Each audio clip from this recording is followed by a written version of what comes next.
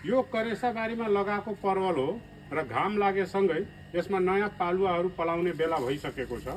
त्यही भएर नयाँ पालुवा पलाउनुभन्दा पहिला यसको पुरानो जति पनि लहराहरू छ त्यो सबैलाई कटिङ गरिदिने हो र मेन हाँगाहरू यसको छोड्ने हो, जसले गर्दा त्यसबाट फेरि नयाँ पालुवाहरू पलाउँछन् र ती पालुवाहरूमा फेरिबाट फुल र फलहरू लाग्छन्। यसरी यो सबै पुरानो लहराहरू यसको काटेर फालिदिने हो। यसको लागि मैले यहाँ पर्मानेन्ट फलामको स्ट्रक्चर बनाएको छु, जसले गर्दा यो स्ट्रक्चर सधैँभरि रहिरहन्छ। यसको लहराहरू मात्रै काटे हुन्छ, फेरिबाट त्यसमा धेरै काम गर्न पर्दैन र एक किसिमको झन्झटमुक्त विधि हो, जसले गर्दा एकचोटि मात्रै यसमा मेहनत गरेपछि त्यो सधैँभरि भइरहन्छ। मात्र यसको प्रत्येक वर्ष यो लहराहरू काटिदिएपछि हुन्छ। यसरी हजुरहरूले पनि आफ्नो करेसाबारीमा परवल लगाउनु भएको छ भने यसको लहरा यो काट्ने बेला भइसकेको छ।